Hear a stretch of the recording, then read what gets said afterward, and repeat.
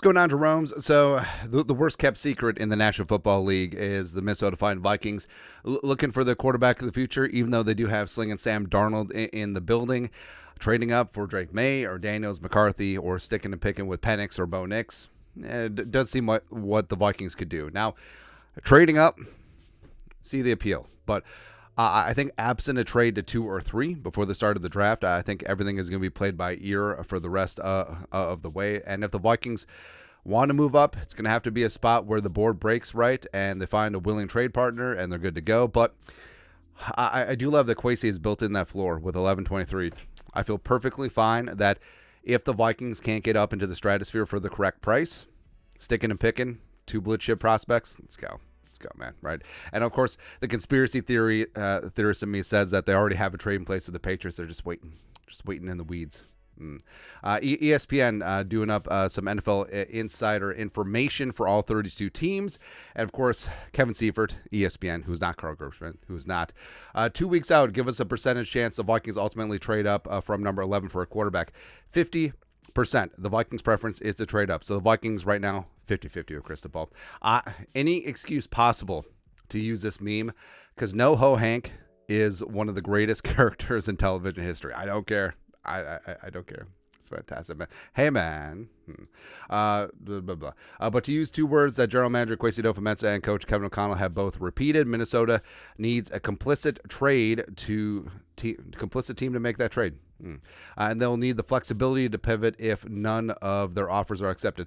Do you think that they have meetings? Because Mark Wilf also talked about flexibility. Do you think all 3 of them got together and say, these are the words that we need to use? Synergy. Blah, blah, blah. There's a 100% chance the Vikings will draft a quarterback at some point in the draft. 100%. A hundo. But the question is how highly regarded that player will be as a future pro. Adofo-Mensah and O'Connell know they can't simply will a trade into existence. Oh, you can on the PFF trade simulator. You can just force a trade.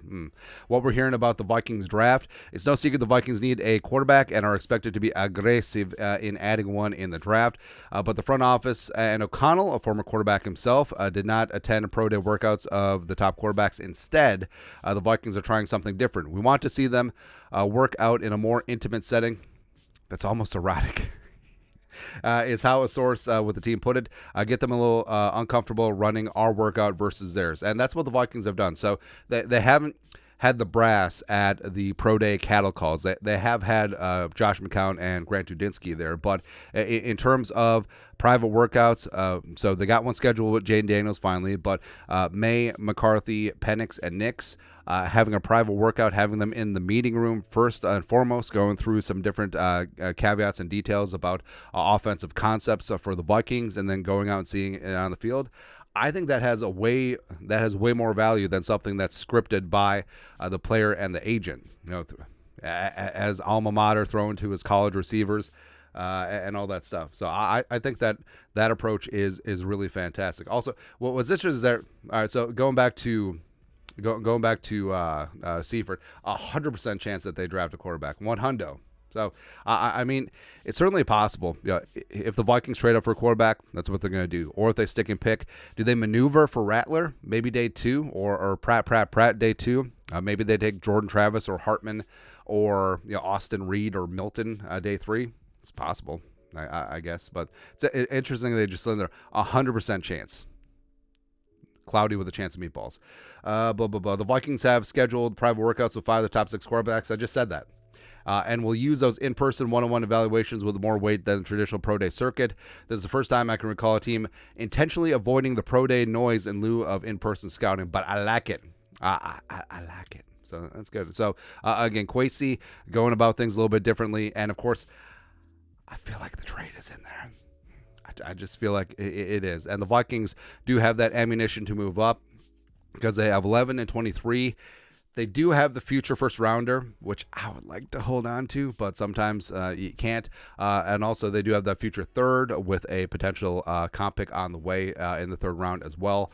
Plus they do have a suite of 7 Siete day 3 selections. So, in the grand scheme of things, I mean, It's not a lot, but also it's not nothing. And I do think that 2/4 and 2/5 could come in handy if the Vikings do need them to push that trade over the top. And our pie in the sky trade offer is 11-23, a future third, 4-5-7, but I don't think that'll be enough to get up to 3, maybe even 4 or 5, given the circumstances, because with the Vikings, so there is going to be competition to trade up. The Giants are sitting there at 6, chilling. They've done their homework on quarterbacks, and it would be a shorter drop for some of the top teams.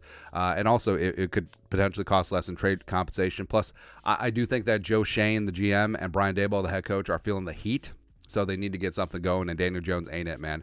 The Broncos reportedly are super desperate, dangling multiple first-round picks as well as potentially star cornerback Patrick Surtain. In fact, I would love to find a way to end up with Surtain. I would take that, man. And of course, the Raiders, Mark Davis has given his blessing to seek a trade up. We'll see. Whatever. And also, I feel like there's always a wild card biatches, where, I don't know, Seattle with Geno, even though, yes, they did trade for Sam Howell, like, could they make an aggressive move up? Wouldn't be the craziest thing in the world. Or what about the Rams or the Steelers or the Dolphins if they don't want to pay Tua? The Cowboys if they don't want to pay Dak? The Saints because they have freaking Derek Carr? Who knows? Who knows, man? But either way, it is good to hear. And obviously the Vikings have interest in trading up. But also 100%. They'll take a quarterback. We'll see. Anyways, your thoughts are thoughts of Vikings, according to ESPN's NFL insider Kevin Seifert, who is not Carl Gershman. 50-50 to trade up in the draft for a quarterback. Let us know your thoughts and our thoughts in the comment section below. Subscribe for daily Vikings takes. Don't support the work. Put a little something in the Venmo. But till next time, Skol, production value.